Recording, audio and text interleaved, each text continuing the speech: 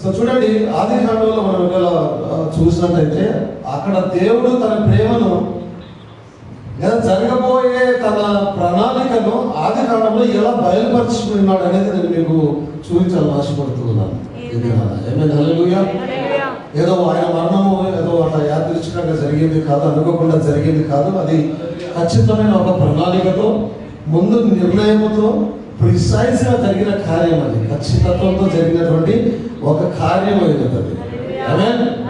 హల్లెలూయా. స్తోత్రం కలుగును గాక.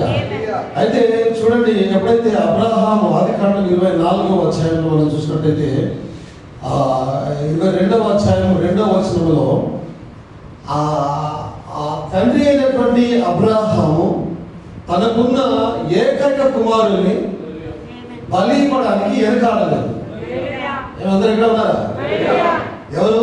తండ్రి అయిన అబ్రహాము తనకున్న ఏకైక కుమారుని బలి ఇవ్వడానికి వెనకాడలేదు. రీసెంట్లీ దాన్ని మనం బోధించుకున్నాం. మేము ఒక 2 months బ్యాక్ అనమాట. It's only begotten sun. ఆమేన్.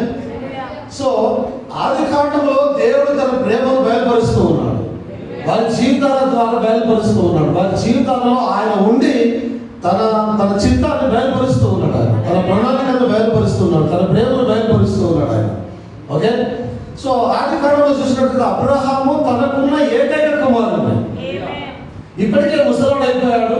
ఈ ముసలితనంలో ఒక కుమారుడిని పొందుతున్నాడు. ఇప్పుడు ఒకటే కుమారుడు ఉన్నాడు ఆయనకి. తర్వాత సంగతి తెలియదు, కుమారుడు వస్తారా రాలేదని తెలియదు, ముసలాడు అయిపోయి ఉన్నాడు.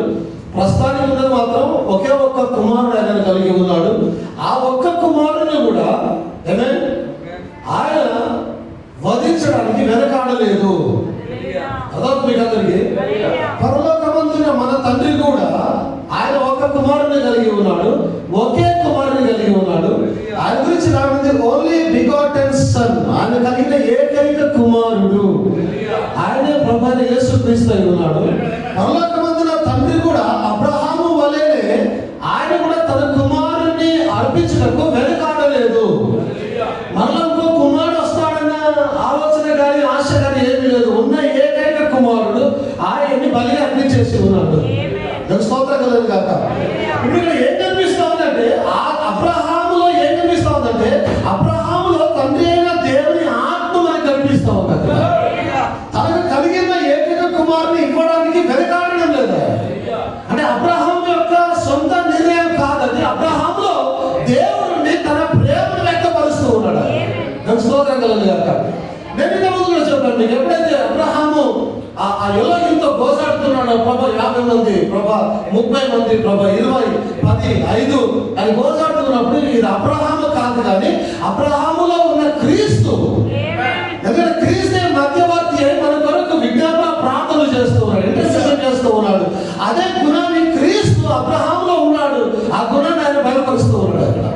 అంటే దేవుడు వారిలో ఉండి తన ప్రేమను బయలుపరుస్తున్నాడు. ఆది కాండంలోనే దేవుడు తర్వాత జరిగే తన ప్రేమను ఆయన బయలుపరుస్తూ ఉన్నాడు. తండ్రి అయిన అబ్రహాము ఉన్న ఒక్క కుమారుని ఇవ్వడానికి వెనకాడలేదు. మన తండ్రి అయిన దేవుడు కూడా ఆయనకున్న ఏకైక కుమారుడిని మనకి ఇవ్వడానికి ఆయన వెనకాడలేదు. ఆమేన్. స్తోత్రం కలుగును గాక. సో 2వ వచనంలో చూసినట్టయితే, 22వ అధ్యాయం 2వ వచనంలో చూసినట్టయితే మనం చూస్తాము, రెండోసారి, మొదటిసారి ఏమో దేవుడు తండ్రి కుమారుని ఎలా ప్రేమిస్తాడో చూపించుకున్నాడు. ఆయన ఏకైక కుమారుని ఎలా ప్రేమిస్తున్నాడో చూపిస్తూ ఉన్నాడు. 2వ వచనంలోకి వచ్చేసరికి ఒక భర్త భార్యని ఎలా ప్రేమిస్తాడో చూపిస్తూ ఉన్నాడు. ఎక్కడ మనకు తండ్రి ఆయనే ఉన్నాడు, మనకు భర్త కూడా ఆయనే ఉన్నాడు. అవునా? స్తోత్రం కలుగును గాక. హల్లెలూయా. సో ఒక భర్త తన భార్యని ఎలా ప్రేమిస్తాడు అనే విషయాన్ని చూపిస్తూ ఉన్నాడు. ఆయన స్తోత్రం కలుగును గాక. ఆమేన్. హల్లెలూయా. ఆమేన్. హల్లెలూయా. చూడండి, తండ్రి అయిన అబ్రహాము కుమారుని ప్రేమిస్తూ ఉన్నాడు. ఓకే. మొదట మనం చూసినాం, తండ్రి అయిన అబ్రహాము తనకున్న ఏకైక కుమారుని తను వధించడానికి దేవునికి ఇవ్వడానికి వెనకాడలేదు. అలాగే మన పరలోక తండ్రి కూడా తనకున్న ఏకైక కుమారుడు యేసుక్రీస్తుని అర్పించడానికి ఆయన కూడా వెనకాడలేదు. రెండవదిగా మనం చూస్తే 24వ అధ్యాయం 67వ వచనంలో మనం చూస్తూ ఉన్నాం. ఒక నిమిషం స్తోత్రం. సో అబ్రహాము ఇస్సాకును ప్రేమిస్తూ ఉన్నాడు. ఓకే, అందరికీ ఉన్నారా? అబ్రహాము ఇస్సాకును ప్రేమిస్తూ ఉన్నాడు. దేవుడు క్రీస్తుని ప్రేమిస్తూ ఉన్నాడు.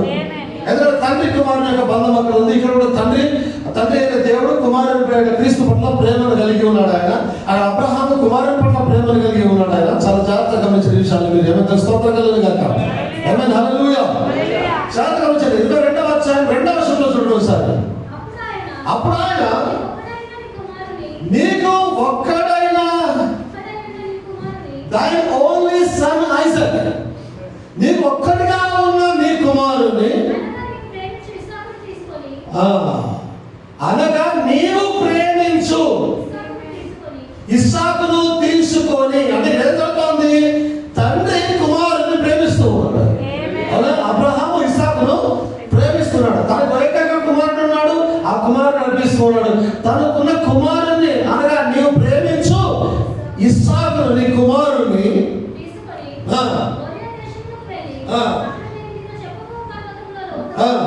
ఒకదాని మీద దహన బలిగా అర్పించుమని చెప్పాను. దేవుని స్తోత్రం కలుగును గాక. ఆమేన్, హల్లెలూయా. సో చూడండి, అదేవిధంగా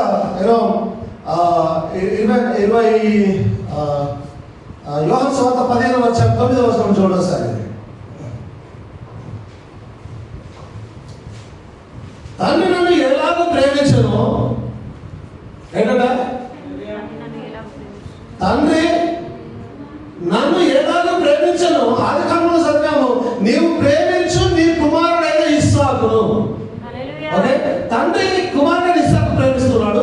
ఇక్కడ యేసుక్రీస్తు మాట్లాడుతున్నాడు, తండ్రి నన్ను ఎలాగో ప్రేమించను అంటే ఇక్కడ మళ్ళా తండ్రి కుమారుడైన క్రీస్తును ప్రేమిస్తూ ఉన్నాడు. మనకు అర్థమవుతుంది ఎగ్జాక్ట్ గా.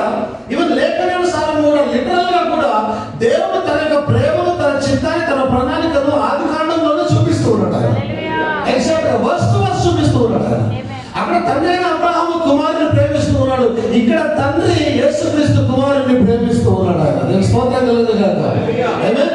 అదేవిధంగా ఇస్సాకు రిబ్కాను ప్రేమిస్తూ ఉన్నాడు. ఓకే, ఇస్సాకు రిబ్కాను ప్రేమిస్తూ ఉన్నాడు. చూడండి, తండ్రి కుమారుని ప్రేమించినట్టుగానే ఇద్దరు తమ్ములు ఇద్దరు కుమారులను ప్రేమిస్తూ ఉన్నారు. ఇస్సాకు రిబ్కాను ప్రేమిస్తూ ఉన్నాడు. అలాగే క్రీస్తు కూడా ఎవరు ప్రేమించాలి? ఈ రిబ్కాను ప్రేమించాలి, ఈ వధువును ప్రేమించాలి, తన భార్య. అవునా? చూడండి, స్తోత్రం కలుగును. 24వ అధ్యాయం 67వ వచనం, జెనసిస్ 24:67. ఇస్సాకు తల్లి అయిన శారా గుడారములోనికి ఆమెను తీసుకుపోయాను. అట్లు అతడు రిబ్కాను పరిగ్రహింపగా ఆమె అతనికి భార్య ఆయను. అతడు ఆమెను ఏం చేశాడు? మీరు అందరూ లేనట్టున్నారు. ఏంటి భోజనాలు ఏమైనా కావాలా? ఇక్కడ ఉన్నారు అందరూ. అతడు ఆమెను ప్రేమించను. ఫస్ట్ ఎవరెవరు ప్రేమించారు? తండ్రి కుమారుని ప్రేమించాడు ఫస్ట్. ఇప్పుడు కుమారుడు భార్యను రిబ్కాను ప్రేమిస్తూ ఉన్నాడు. అబ్రహాం ఇస్సాకును ప్రేమించాడు, ఇస్సాకు రిబ్కాను ప్రేమిస్తున్నాడు. పరలోకమందున్న తండ్రి యేసుక్రీస్తుని ప్రేమించాడు. యేసుక్రీస్తు ఆయన అంటాడు యోహాను సువార్త 8వ మాటల్లోనే, తండ్రి నన్ను ఎలా ప్రేమించాడో నేను మిమ్మల్ని అలాగే ప్రేమించింది. అంటే దేవుడు తన ప్రేమను ఆది కాండంలోనే బయలుపరుస్తూ ఉన్నాడు. ఎందుకు అలా బయలుపరుస్తూ ఉన్నాడంటే అసలు ఈ లోకంలో జరుగుతున్న ప్రతిదీ కూడా మన కొరకే జరుగుతోంది. ఎక్కడ జరుగుతుంది కన్నా ముందే మనం నిర్ణయం చేయబడి ఉన్నాం. మనల్ని విమోచించడం కొరకు ఇవన్నీ జరుగుతున్నాయి. సో దేవుడు తన ఉన్నటువంటి భక్తుల జీవితాల్లో తన చిత్తాన్ని బయలుపరుస్తూ వస్తూ ఉన్నాడు. సో దేవుడు లోకంలో ఎంతో ప్రేమించడం నాకు రాబడింది. మరి ఆ ప్రేమ ఎక్కడ ఉంది? ఆయన ఆది కాండంలో చూపిస్తూ తీసుకొని వస్తూ ఉన్నాడు.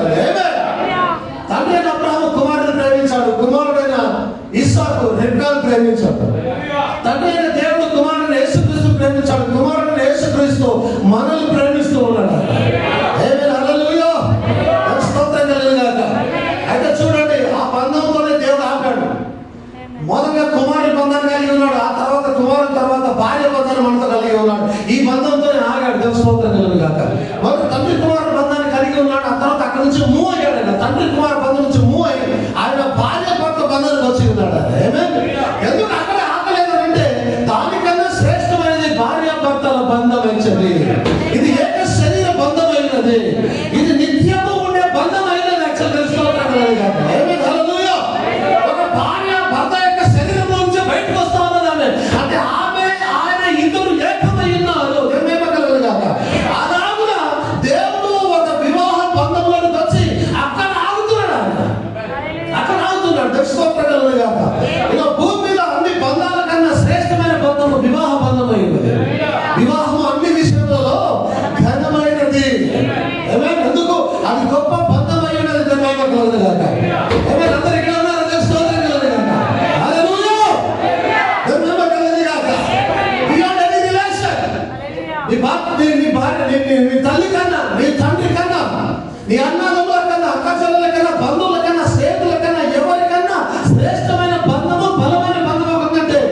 తల్లి, అది భార్య భర్తల బంధం అయినది. ఎందుకు వివాహము కాగానే అతను తన తల్లిదండ్రుల నుంచి తన భార్యను హత్తుకుంటాడు అంటే తల్లిదండ్రుల నుంచి కుమారుల బంధము పెద్ద గొప్పది కాదు. దానికన్నా బలమైన బంధము భార్య భర్తల బంధమైనది. వివాహం కాగానే తల్లిదండ్రులు వదిలిపెట్టి భార్యను హత్తుకుంటాడంటే ఆ బంధాన్ని అంత విలువ ఇవ్వడం లేదా? ఆయన విలువ ఇస్తున్న బంధం ఏది? భార్య భర్తల బంధమైనది. అందుకే ఆయన చివరిగా వచ్చి ఆగిన బంధము యేసుక్రీస్తు తన యొక్క వధువు భార్య భర్తల బంధానికి వచ్చి ఆగి ఉన్నాడు. అక్కడ అందరూ ఇక్కడే ఉన్నారా? స్తోత్రం హల్లెలూయా. హల్లెలూయా. చూడండి, అక్కడ దేవుడు తన భార్యను ఎలా ప్రేమిస్తాడో చూపిస్తూ ఉన్నాడు. అవసరమా? ఇది ప్రేమ పెళ్లి కాదు. ఇది అవునా? ఇస్సాకు రెబ్కాల వివాహం ప్రేమ పెళ్లి కాదు. అది పెద్దలు కుదిర్చిన పెళ్లి. అది ఆమె ఒక సేవకుడు మధ్యవర్తిత్వం జరిగించి తీసుకుని వచ్చిన బంధమైంది. ఆమె వచ్చిన తర్వాత ప్రేమించడం మొదలు పెట్టాడు. ఆయన ఇస్సాకు రెబ్కాను ప్రేమిస్తూ ఉన్నాడు. అంతేనా? ఆయన ప్రేమించడం మొదలు పెట్టి ఉన్నాడు. ఎలాగో మొదలు పెట్టినాడు. ఎందుకు ప్రేమ పుట్టింది అంటే ఇస్సాకు ఎవరున్నాడు? క్రీస్తు ఉన్నాడు. రెబ్కాలో నిన్ను చూసుకుంటూ ఉన్నాడు. ఆయన ప్రేమించడం మొదలు పెడుతూ ఉన్నాడు. ఆయన ఎఫెసీయులకు రాసిన పత్రిక 5:21 క్రీస్తు నందరి భయముతో ఒకరినొకడు లోబడి ఉండుడి. స్త్రీలారా ప్రభువులకు వలె మీ సొంత పురుషులకు లోబడి ఉండుడి. ఆమేన్. స్త్రీలారా ప్రభువులకు వలె మీ సొంత పురుషులకు లోబడి ఉండుడి. ఆమేన్.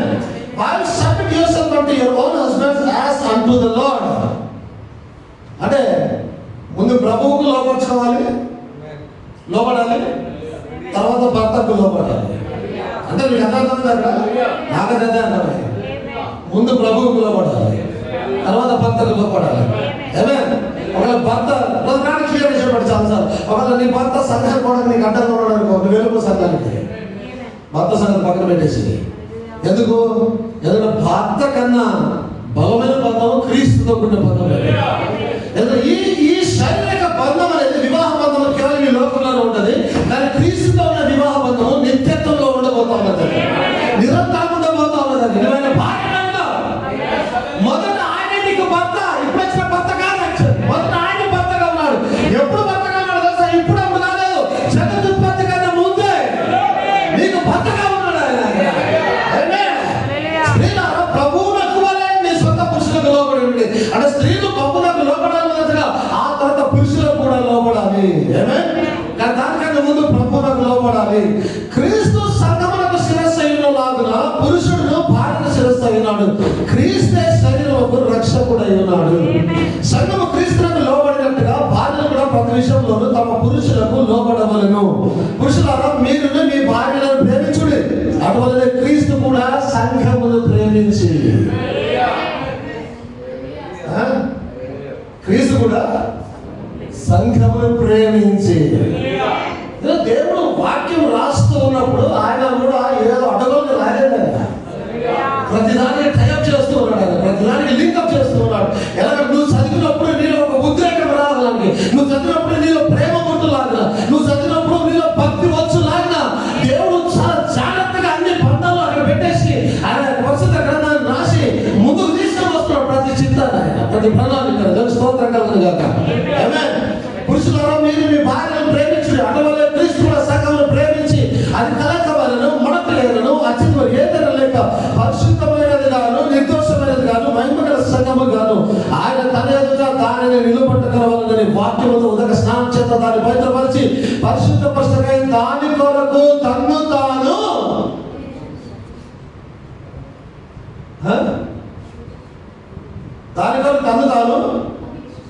అప్పగించుకోలేను.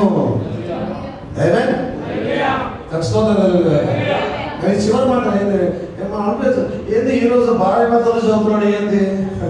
కానీ చివరికి వస్తున్నాడు ఇక్కడ నిన్ను పరిపూర్ణమైన భార్యగా చేసుకోవడానికి తన్ను తాను అప్పగించుకోలేను. ఈరోజు ఏంటయ్యా గుడ్ ఫ్రైడే పెళ్లి ప్రసంగం చేస్తున్నావు. ఈ పెళ్లి జరగడానికి తనను తాను అప్పగించుకున్నాడు. వివాహానికి సిద్ధపరచడానికి వాక్యమైన దాంతో ఉదక స్నానం చేయించి వివాహానికి సిద్ధం చేస్తున్నాడు. ఆయనే నీ మొదట భర్త అయి ఉన్నాడు, తర్వాత నీ శరీర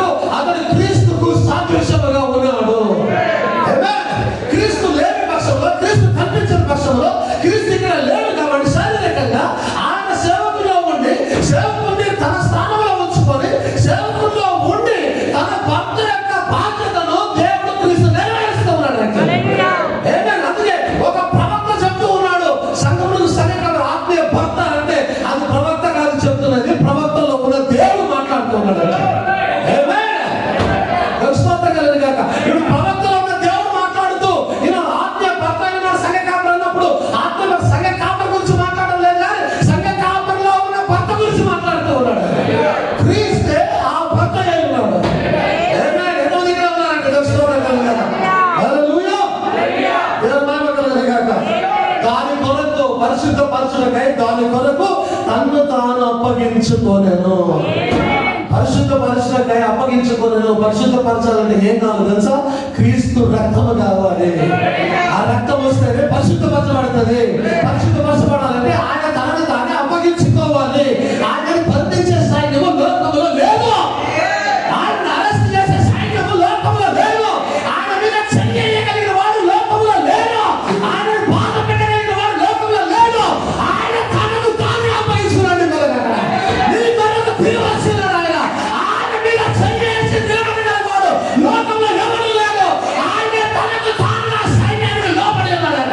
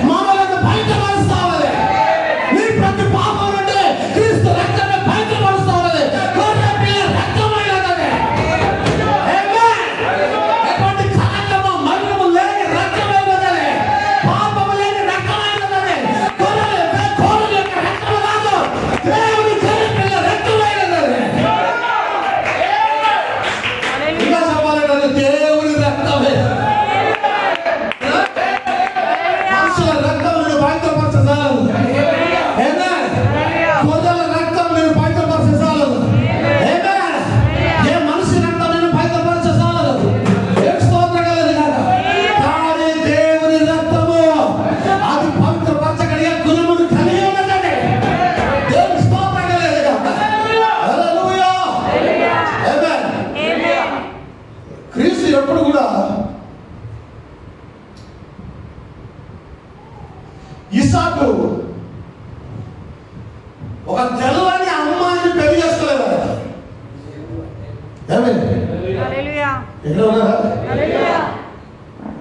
ఇస్సాకు ఎవరో కొత్త అమ్మాయిని పెళ్లి చేసుకోలేదు.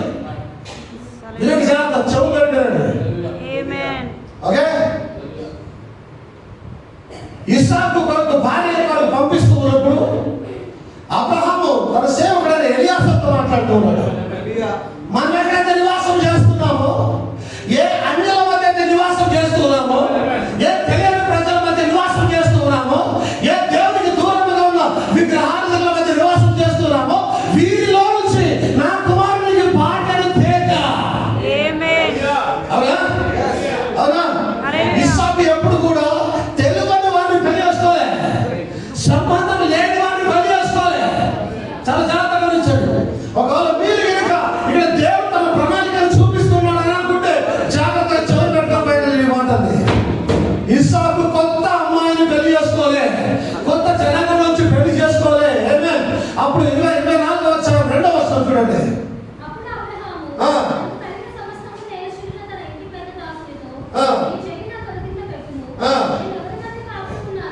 నేను ఎవరి మధ్య కాపాడుతున్నాను?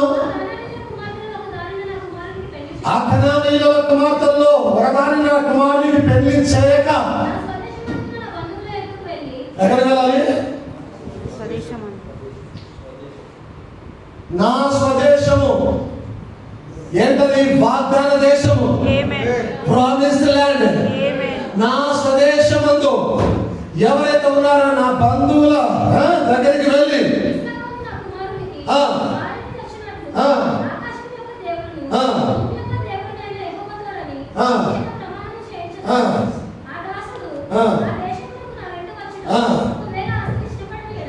చాలు చాలు. ఎక్కడ పంపిస్తున్నాడు ఆయన? ఎక్కడికి? స్వదేశానికి. అవునా? నా స్వదేశం అందున్నా, ఏంటి? నా భూభాగం అందున్నా. ఎక్కడ పంపిస్తున్నాడు? నా ప్రామిస్డ్ ల్యాండ్, నా భూభాగము. అదవుతుంది అందరికి. ఏంటి మన ప్రామిస్ ల్యాండ్? ఏంటి? పరిశుద్ధాత్మయే మన ప్రామిస్ ల్యాండ్ అని అన్నాడు. పరిశుద్ధాత్మ ప్రామిస్ ల్యాండ్. ఆ పరిశుద్ధాత్మ అనే భూభాగంలో ఉన్న నా జనుల యొద్దకు వెళ్ళి. ఏమండి మీకు అర్థమవుతుందా? ఈరోజు పెళ్లి లిటరల్ గా వివాహం చేసుకోవాలంటే ఉంటారంటే అక్కడిక్కడ చూస్తూ ఉంటారు. ఏదో ఆ అమ్మాయి వైపు ఈ అమ్మాయి వైపు ఉద్యోగాలలో అమ్మాయిలకి వెళ్తూ ఉంటారు. అక్కడ ఇక్కడ బయట బంధువుల అమ్మాయిల మీద ఏదో కలిసి చూపిస్తూ ఉంటారు. అవునా? ఏమే కానీ చాలా జాగ్రత్తగా ఈ లోకంలో మనకంటే బంధువులు ఎవరున్నారో తెలుసా? ఎవరైతే వర్తమానంలో ఉన్నారో వారే మన బంధువులు ఉన్నారు. ఒకే రక్తం షేర్ చేసుకుంటారు మీ జనంలో. అది యేసు రక్తము, దేవుడి రక్తమైనది. వారే మన బంధువులై ఉన్నారు. ఏమే అయితే ఈ దిన అబ్రహాం వలె నా కుమార్తెకు నా కుమారుడికి పెళ్లి చేయాలనుకుంటే అయ్యా ఎలియాజర్ గారు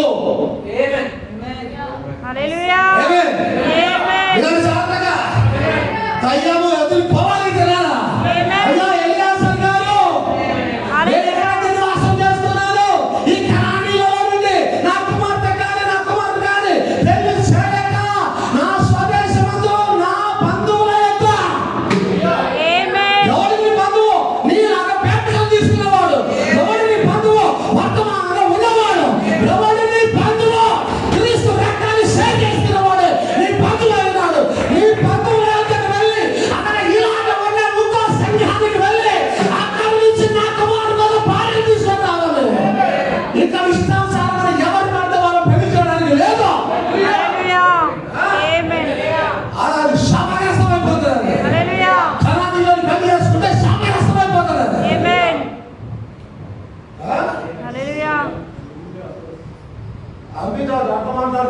యేసుక్రీస్తు ఎవరిని పెళ్లి చేసుకున్నాడు? ఒక అన్ని రాలే కదా, ఏమే అంతే కదా? ఒక అన్ని రాళ్ళు యేసుక్రీస్తు చేసుకున్నాయా? ఏం మాట్లాడుతున్నా?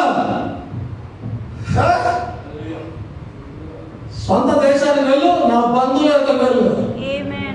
రక్తము కల్మషం కావడానికి లేదు. గుర్తున్న ప్రసంగం లేదు. బ్లడ్ లైన్ కల్మషం కావడానికి లేదు.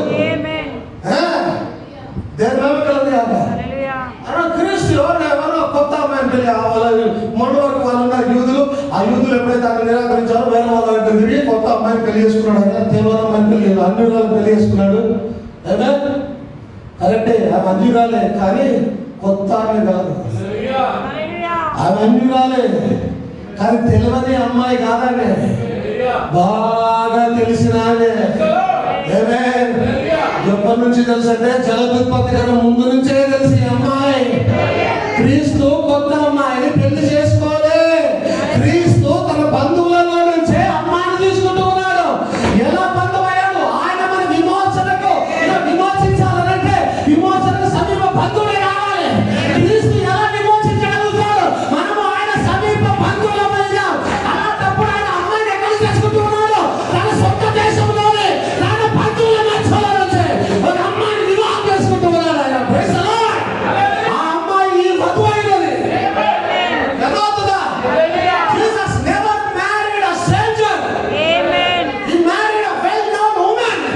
Hallelujah. బాగా తెలిసిన అమ్మాయిని పెళ్లి చేసుకున్నాడు. Amen. ఎక్కడ చూడండి ఒకసారి ఎఫెసీయుల రాసిన పత్రిక 1వ అధ్యాయం 4వ వచనం.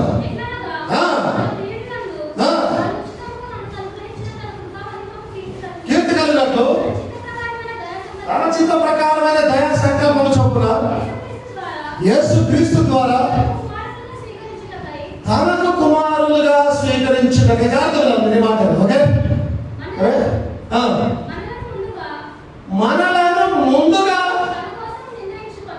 చాలండి. ఏం చేశాడట? మనలను ముందుగా తన కోసము. అంటే యేసుక్రీస్తుకు ఈడ నువ్వు పుట్టిన తర్వాత పరిచయం కాలేదు. నీ పరిచయం పరిచింది జలదుత్పత్తి కన్నా ముందు నుంచి చదవండి.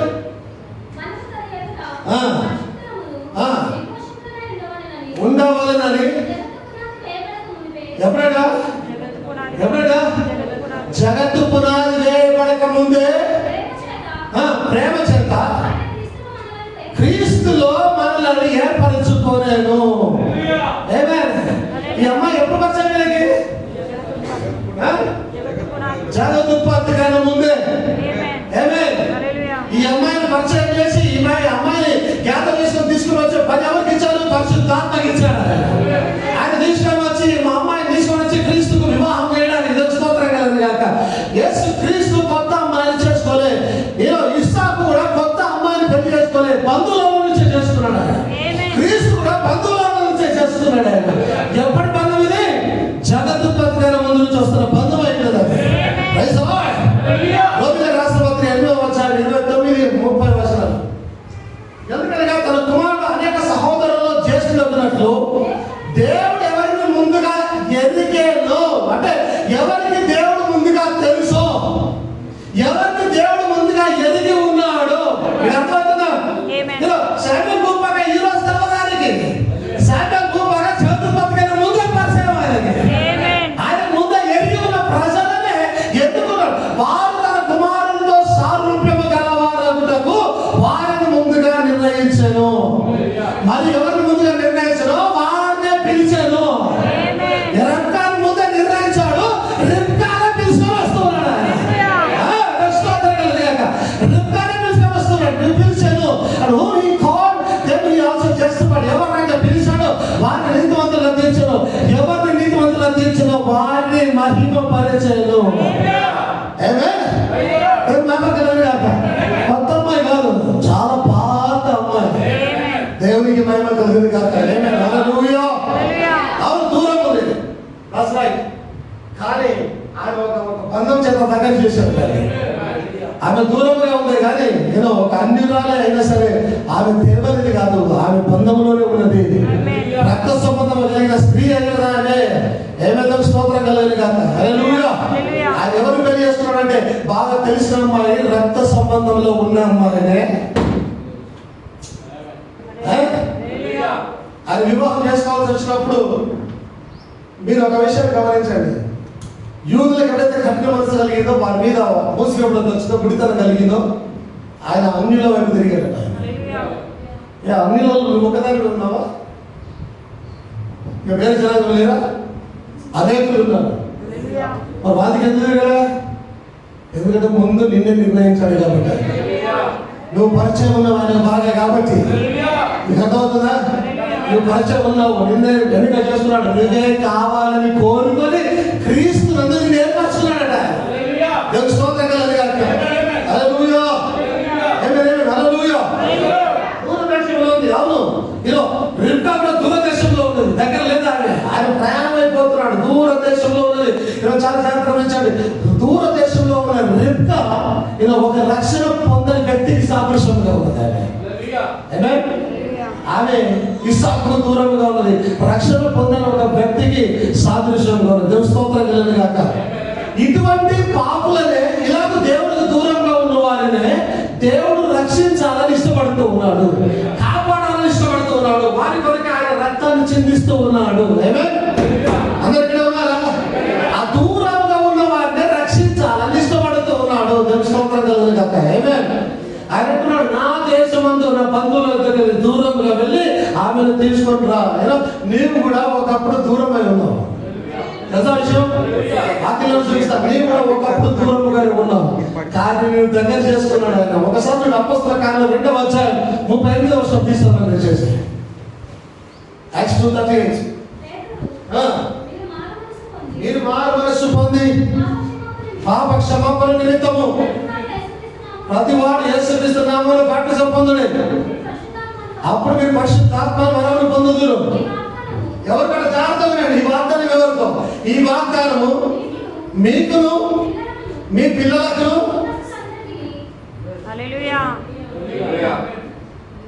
ఎవరికైనా? దూరస్తులందరికీ. దూరస్తులు. ఎవరు దూరస్తులు? రిబ్కాకు కూడా. ఎవరు రిబ్కా? ఈమెనే. దూరస్తులందరికీ. ఎవరు చూడండి అక్కడ, తన యొద్దకు పిలిచిన వారందరికీ. ఎవరిని పిలిచినా వారిని నీతికిచ్చారు. ఎవరు ఎంతమంది, వారు ఎంత దూరమున్నా సరే ప్రభు ఎవరినైతే పిలిచాడో వారికి అందరికీ ఈ వాగ్దానం చెల్లుతుంది. వాళ్ళు అన్నాడు, మీకును మీ పిల్లలకు అన్నాడు. మనం వాళ్ళమా వాళ్ళ పిల్లలమా? కాదే. ఆ థర్డ్ కేటగిరీ దూరస్తులందరికీ. అంటే ఈ వధువు దూరముగా ఉన్నది, కానీ దూరం ఉన్న ఆమె అన్యురాలు కాదు, బాగా పరిచయం ఉన్న వ్యక్తి. అందుకే ఆ దూరముగా ఉన్న వ్యక్తిని వాగ్దానం చేసి, ఈ వాగ్దానం ఎవరెవరికి అంటే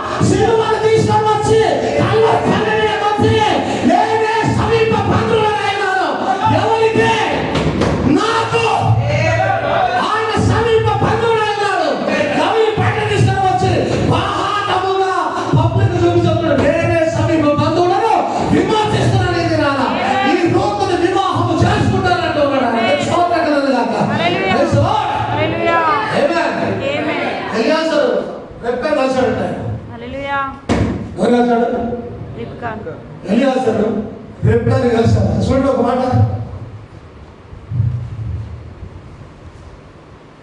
24 వచ్చాను 22 అనుకుంటాం. చూడండి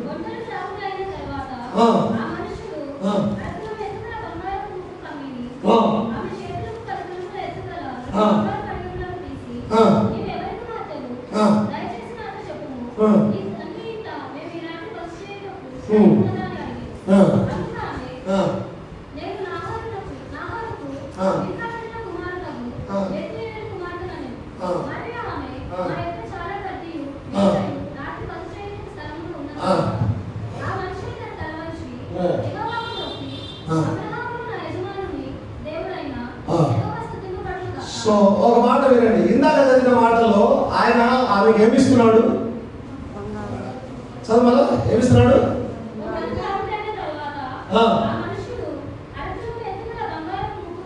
అరతులము ఎత్తుగల బంగారపు ముగ్గు కమ్మిని 10 తులాల బంగారం కడియాలను ఏంటి బహుమానాలను ఇస్తూ ఉన్నాడు ఆయన. ఒక వరాన్ని ఇస్తూ ఉన్నాడు ఆయన. నీకు అర్థమవుతుందా? సూచనగా ఇస్తూ ఉన్నాడు. ఇది నీ మీద ఉన్నంతసేపు ఇది గుర్తు నువ్వు మా సేవకునికి స్తోత్రగలగాక మా యజమానునికి నువ్వు భార్యమైన ఒక వరాన్ని లేదా ఒక బహుమానాన్ని ఇస్తూ ఉన్నాడు. ఈ బహుమానం ఎక్కడి నుంచి వచ్చింది? తండ్రి ఎక్కడి నుంచి వచ్చిన బహుమానం అది. ఎలా ఉందా? అబ్రహాము ఎక్కడి నుంచి వచ్చిన బహుమానం, తండ్రి ఎక్కడి నుంచి వచ్చిన బహుమానం ఎవరికి ఇస్తున్నాడు? రిబ్కాకి ఇస్తూ ఉన్నాడు. స్తోత్రం కలుగుగాక. అపొస్తలుల కార్యం 2వ అధ్యాయం 30వ వచనంలో నీకు కూడా ఒక బహుమానం ఇచ్చాడు. చూడండి ఒకసారి.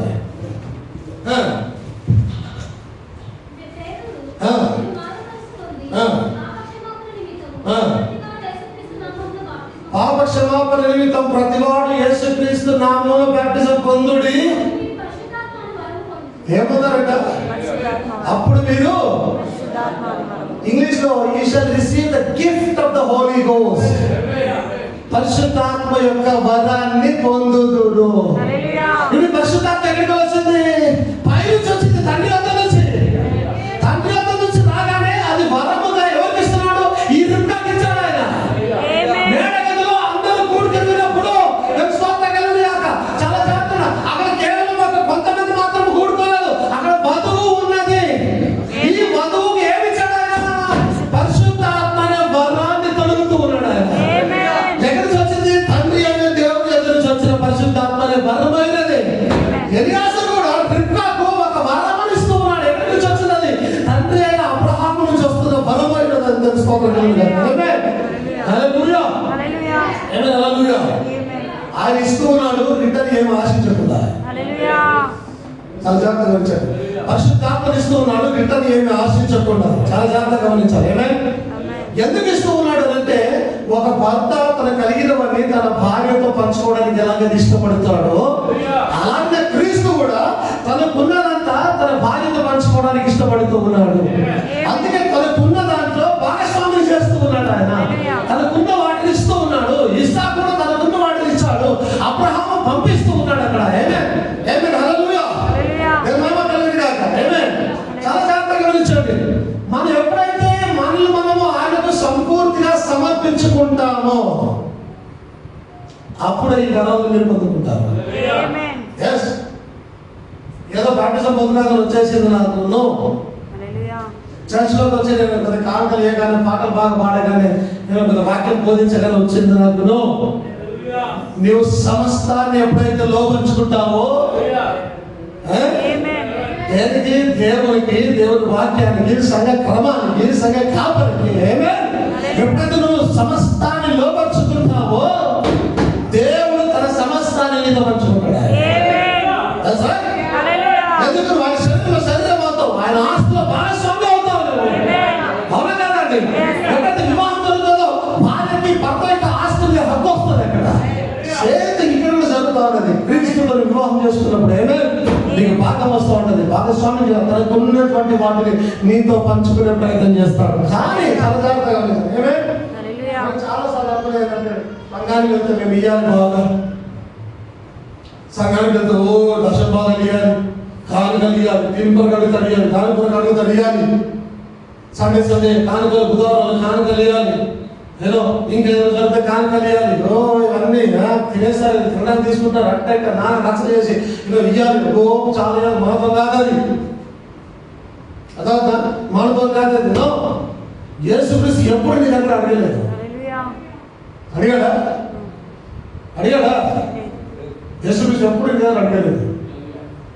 స్తోత్రం కలదు కాక. ఒక ఎగ్జాంపుల్ చెప్తాను. ఇంట్లో పని చేస్తున్నారు, యజమానులు ఉన్నారు. ఓకే, చాలా మంది మీరు నెలంతా కష్టపడి జీతం తీసుకొని వచ్చి ఇంటికి వచ్చినప్పుడు మీ భార్య మిమ్మల్ని అడుగుతుందా? మీరే ఇస్తారు ప్రేమతో. ఎందుకు?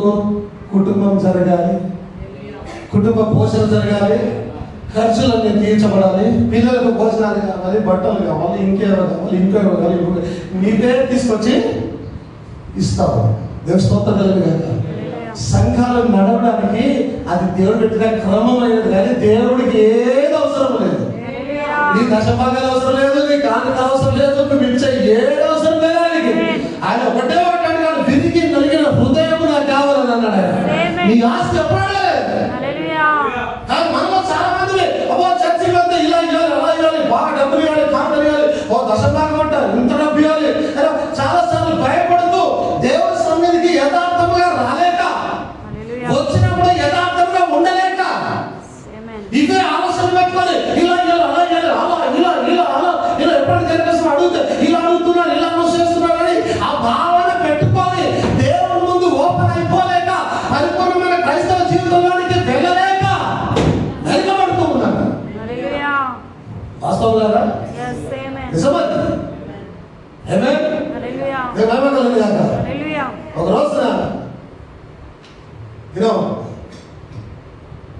రోజున ఒక పాస్టర్ గారు ఒక విశ్వాస ఇంటికి వెళ్ళాడు. ఏమన్నారు కదా? ఒక రోజున ఒక పాస్టర్ గారు వెళ్ళారు, ఒక విశ్వాస ఇంటికి వెళ్ళాడట. డోర్ కొడుతున్నాడు, ఆమె డోర్ తీస్తారు. ఓకే,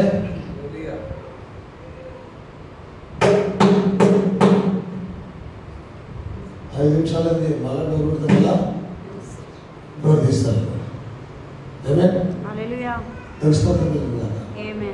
హాఫ్ అన్ అవర్ అలా 2-3 సార్లు కొట్టేసి సరే ఏదో ఇస్తారని వెళ్ళిపోయారు. ఆయన ఇంటికి వెళ్ళిపోయారు. నెక్స్ట్ డే మార్కెట్లో కలిసిందంటారు. ఎక్కడ కలిసింది? అక్కడ మార్కెట్లో కలిసేసరికి వందనాలు పాస్టర్ అది ఏదమ్మా నిన్న ఇంటికి వచ్చిన డోర్ ఎంత కొట్టినా డోర్ తీయలేదు, ఏంటి పరిస్థితి అని అంటే, అయ్యా అప్పులలో వచ్చినారేమో అని తీయలేదు నేను.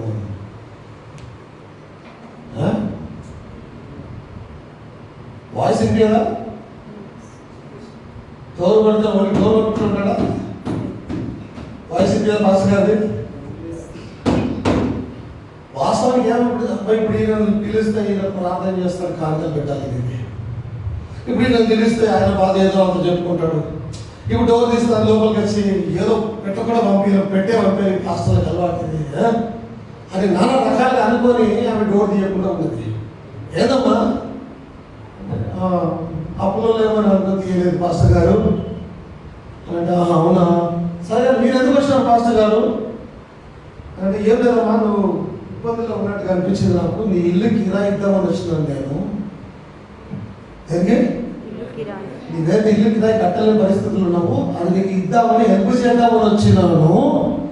నేను ఏదో అడగడానికి తీసుకోవడానికి నేను దేనికి రాలేదు. ఈరోజు క్రీస్తు కూడా ఉదయమైన ద్వారం మీద నిల్చుండి కొడుతున్నాడు ఆయన. అవునా? రెవల్యూషన్ 3లో ఉంది, ఆయన ఉదయమైన ద్వారం మీద ఉండి కొడుతూ ఉన్నాడు. డోర్ తీయడం లేదు. డోర్ తీసి లోపలికి వస్తే ఏమి ఇవ్వాల్సి వస్తుంది, ఆయనకి ఏం కష్టం పెట్టాల్సి వస్తుందో. మాకు మీదంతా మేము ఇలా ఉన్నాం అలా ఉన్నాం, మాకే సరిపోవడం లేదు, మళ్ళీ సంఘానికి ఇవ్వాలి, పాస్టర్ గారికి ఇవ్వాలని ఏదో ఒక కారణం పెట్టుకోండి. చాలా జాగ్రత్తగా ఆయన తీసుకోవడానికి రావడం లేదు, ఆయన దొంగిలించడానికి రావడం లేదు.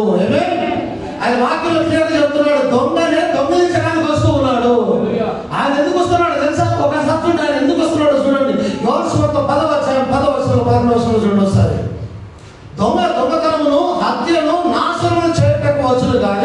మరి దేనికి రాడు. గొర్రెలకు జీవం కలుగుటకు, అది సమృద్ధి కలుగుటకు నేను వచ్చిందని మీ సంచంగా చెప్పుచున్నాను. దొంగిలించడానికి, నాశనం చేయడానికి వస్తే ఈయన నేను గొర్రెలకు సమృద్ధి అయిన జీవం కలగడానికి వస్తూ ఉన్నాను. ఆయన నీ అంతా ఏదన్నా ఎప్పుడే సరే ఆయన ఇస్తాడు. ఆయన కలవలో సిద్ధకెక్కుతూ ఉన్నప్పుడు నువ్వు నాకు కొంతగా ఇంత ఇస్తే, ఇలా చేస్తే, నువ్వు ఇలా ఆరాధిస్తేనే నా రక్తంతో కనుక చిందిస్తానని ఏ రోజు లేదు. ఆయన కనుక తాను నీకు పరిశుద్ధపరుస్తాడు. ఆయన వెళ్ళి అప్పచెప్తున్నాడు, ఇంకా నువ్వు పుట్టకన్నా ముందే ఇవ్వడానికి నీ వద్ద ఏమి లేనప్పుడే నీ పనులు తను అప్పగించుకొని ఉన్నాడు. అవునా? నువ్వు ఈ రోజు పుట్టావు, నేను 2000 సంవత్సరాల క్రితమే నీ రక్షణ ఉన్నాడు ఆయన, నీ స్వస్థతలు ఉన్నాడు ఆయన, నిన్ను పరిశుద్ధపరిచి ఉన్నాడు ఆయన. అవునా? నోటికి ఇంకా పుట్టలేదు, పుట్టకుండా నువ్వేమి చేయగలుగుతావు దేవునికి? అంటే ఏమీ తీసుకోకుండా యథార్థ హృదయంతో ఆయన తన ప్రాణాన్ని నీ కొరకు అర్పించి ఉన్నాడు. అదవుతుంది మీకందరికీ దొంగిలించడానికి వస్తే ఈయన మాత్రం గొర్రెలకు సమృద్ధి అయిన జీవం కలగడానికి వస్తూ ఉన్నాడు అంటున్నాడు. దేవుడు ఎప్పుడు ఎవరు ఎన్నో ఫోర్స్ చేయాలి.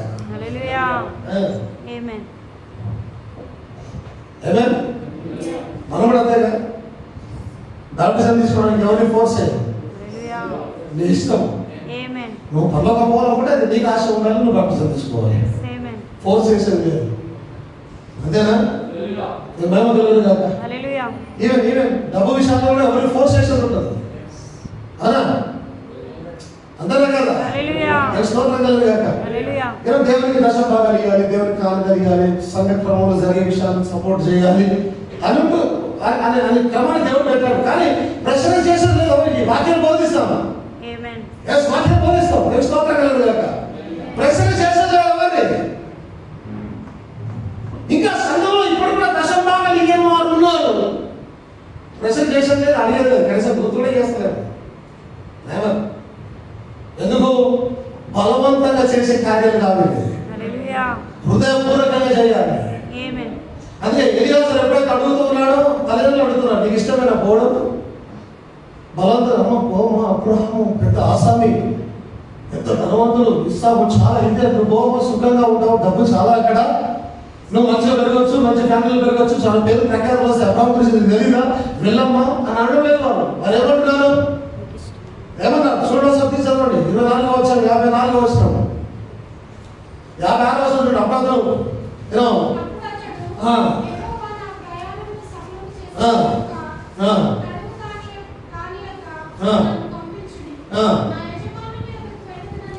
చెప్పినప్పుడు ఆ చిన్నదానిని పిలిచి ఆమె ఏమంటారో చూద్దాం. ఫస్ట్ ఆఫ్ ఆల్ అయ్యా నువ్వు పోతాంటారో తీసుకుపోతాంటారో ఆమె ఏమంటారో చూద్దాం. అదవుతుందా? ఆమె ఏమంటారో చూద్దాం అని చెప్పేసి అడుగుదాం అనుకోని రిబ్కాను పిలిచి, ఈ మనుషులతో కూడా వెళ్ళమ్మా నో అన్నారా? నువ్వు వెళ్ళమ్మా అనలే, వెళ్తావా? నీ ఆలోచన ఏంటి? బలవంతం ఏం లేదు, వెళ్తావా అని అన్నప్పుడు ఆమె ఏమంటుంది? వెళ్ళేదని అనిపిస్తావు. అంటే నీ హృదయపూర్వకంగా నువ్వు చేయాలి తప్పితే బలవంతం లేదు. అదవుతుందా? దేవుడు నా క్రీస్తును బలవంతం పెట్టలే, క్రీస్తు తనను తాను అప్పగించుకున్నాడట. ఆయన క్రీస్తును బలవంతం పెట్టలే. ఎప్పుడైతే ఎవరు పోతున్నారు అనుకున్నప్పుడు ఆయన దక్షిణ హస్తము ఆయన సహాయం చేయవచ్చాను. అంటే దక్షిణ హస్తము తన ఇష్టానుసారముగా దేవుడు కనుక నిలబడ్డానికి వచ్చింది, బలవంతం లేదు. బలవంతంగా పెట్టి బలవంతంగా సంఘంలో తీసుకుని రాలేదు, బలవంతంగా పట్టి ఉంచాలి. ఎవరిని కూడా దేవుడి పట్ల ప్రేమ ఉండాలి, దేవుడి ప్రణాళికలను వెరిగి ఉండాలి, దేవుడి చిత్తము నీకు తెలిసి ఉంటే ఆది కాలంలో దేవుడి ప్రేమ నీకు తెలిస్తే నువ్వు కట్టబడిపోతావు. బలవంతం ఏమీ లేదు. అందరూ విడుతున్నారా?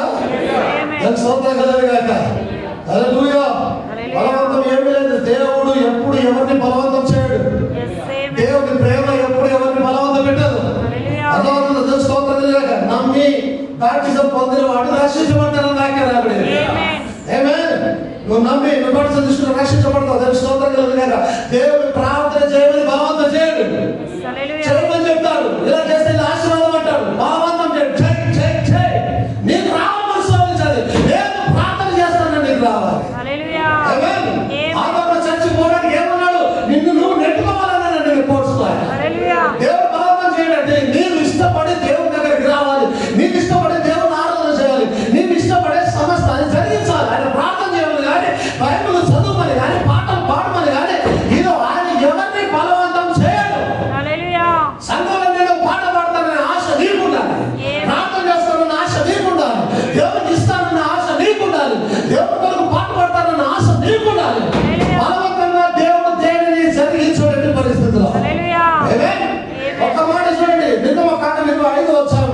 నుంచి రెండోసారి.